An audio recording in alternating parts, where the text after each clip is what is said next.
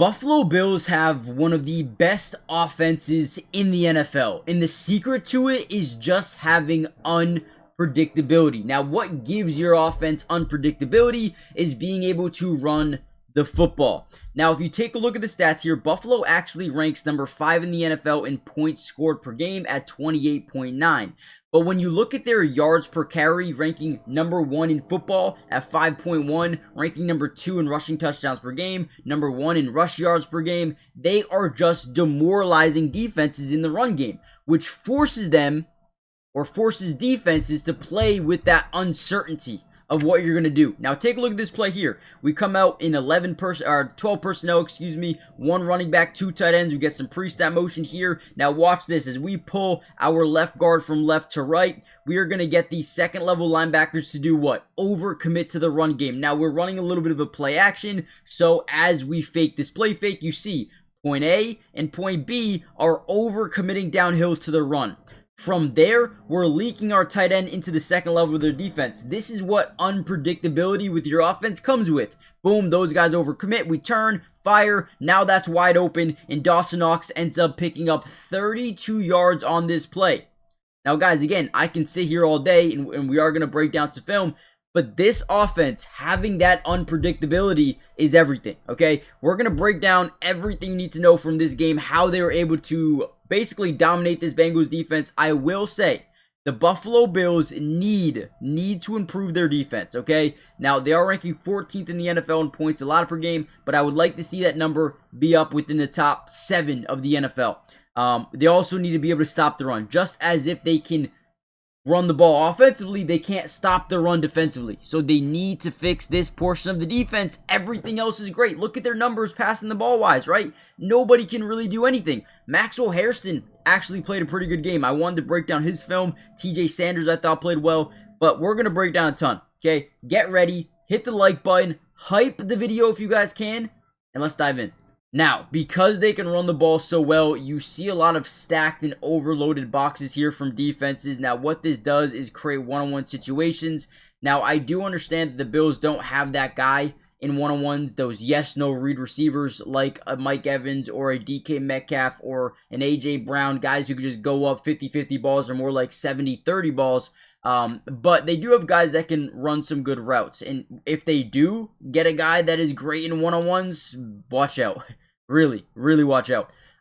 But in this case, they're going to show kind of double mugs, so we're going to send our running back in through the A-gap to protect the A-gap. Now, ultimately, the Bengals are able to generate a little bit of pressure off the edges, but what teams don't understand is when you send pressure, it forces a lot of pressure onto your secondary because Josh Allen is so good at extending plays with his legs, right? Drops back in the pocket, steps up, boom. Now, from there, we create this second-level linebacker to bite up. This guy's he's not going to bite up, but he's just going to play a little bit shallow, but it gives Gabe Davis this sideline to work with. And again, because Josh Allen is so good at keeping plays alive, he finds Gabe Davis wide open, boom, nice little 17, 18-yard pickup there for the offense. Again, moving the chains. Very tough to stop this offense because of Josh Allen and their run game. The unpredictability is on 100, man, and it's tough. Now, Josh Allen's ability to read a defense is quite frankly insane. The Bengals do a great job kind of disguising their defense here. They point switch, so that kind of can tell you it's man coverage. As he rotates back, we know it's man, which means we've got a one-on-one here. You've probably got a one-on-one here, and you've got a one-on-one here, right? So we just have a bunch of one-on-ones. We want to make sure this linebacker stays over the middle of the field. I think we're going to be running a crosser. Then we're going to run this angle route. Definitely not drawn to perspective here. But ultimately, once we see they're in man, we kind of look right at that middle linebacker, keep him there. Gabe Davis does a really good job taking him out of this play. And then boom, once we turn, we scan, we see 44 bite down on James Cook. We know we've got leverage to the inside here at the angle route. They double team over the middle with Gabe Davis, right? So we just have the number. We have a one-on-one. This ball is placed perfectly into the hands of Dalton Kincaid for a touchdown. Again, you look at what Josh Allen is able to do.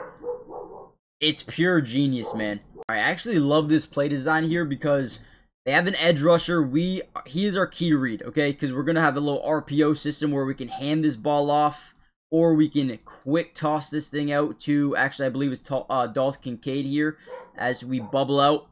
get these guys out as blockers. But what we notice here is we've got the number game, okay? If we can create one-on-one matchups, we like that. So again, if we can have, Shakir pick up him, Shavers pick up him, it leaves us with a little bit of leverage to the outside with Kincaid in a one-on-one. But again, our main read is this defender. And before we get into this play, again, make sure you hit the like button and subscribe to the channel if you want more of these videos to be dropped. Like if you want a part 2 where we break down, let's say TJ Sanders or Maxwell Harrison, let me know in the comments down below. We'll get that video out for you ASAP. Now, okay, with that being said, here we go. Again, our key read defender is the edge. We want to leave him unblocked, okay? So that means our left tackle is going to move to this guy right here. We want him unblocked. So, boom, we read him. He's overcommitting. You see how he doesn't just stay patient out here? He overcommits down to the run. We kick this thing out on the bubble screen. Great pass here by Josh Allen. Now we got blockers out in front. We create that one-on-one matchup down the field, and Kincaid's able to just outrun a lot of players and get 20 yards on the play. Simple, easy, take care of business for the Buffalo Bills. Week 14 of the NFL season is officially here, and I am super excited because I wanted to share my picks with you for this weekend's slate of games. I've been using the Sleeper app. They are amazing. Their odds are amazing. Everything about them is super amazing. First of all, if you use my code DUBS, you're going to get a 100% match up to $100, which means if you put in 100, they're going to give you 100 to use, which is insane. If you put in 50, they'll give you 50, right? It's so easy. I would sign up just for that alone, just for the extra play bonuses, right? But this is my pick for this weekend. Okay, Joe Burrow, 1 passing touchdown versus Buffalo. I could see this being a high-scoring game. I like this. I don't think it's going to be too difficult to get that. Jamar Chase is coming off a rough week. I think he's going to have a big day, but I only have 50 yards. I feel like that's simple. That could be just 1 catch for a guy like Jamar Chase versus Buffalo. Again, high-scoring game. JSN versus Atlanta. JSN had a terrible week last week. He's going to bounce back. We all know it. Rashee Rice, 50 yards versus Houston.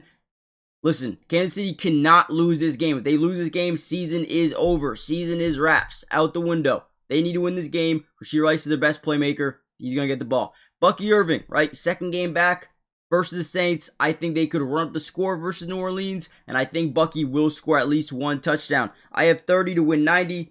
I think this is fair. I don't think it's too bad. Let me know what you guys think. And again, use promo code DUBS, right? Use promo code DUBS. You'll get a 100% match on your first deposit. Terms and conditions apply, and see Sleeper's terms of use for details. It's currently operational in about 25 states, so make sure you guys check out Sleeper today. All right, another solid read here by Josh Allen.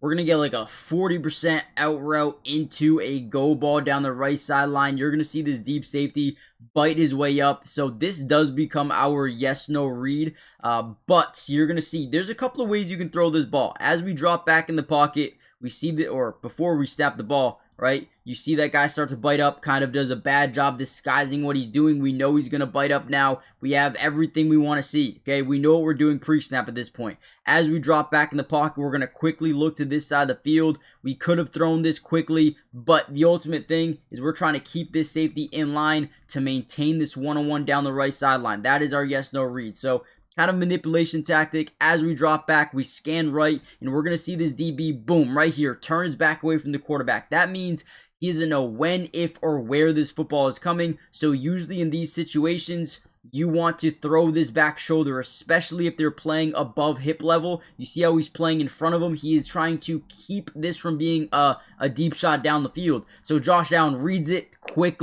I mean, so instinctual. Throws this thing back shoulder, gives Shavers enough time to adjust, boom, catch the football, and get in bounds for a 16-yard pickup. Again, beautiful job here by the offense. Another great play. So this time we come out in 21 personnel, 2 backs in the backfield, 1 tight end in Jackson Hawes. Now, he is a great player because he's got great versatility in terms of being able to block in the running game. So he already forces defenses to think, oh, they're in, I formation, 21 personnel. They're probably running the football, right? No. Guess again. So what we're going to do here is we're going to actually have him block and release off this guy, but it's going to be a late release, okay? Very, very important. We want to let our routes develop first, okay? The reason being, the reason we want our routes to develop is because if this guy's just blocking, most of these defenders will overcommit somewhere, right?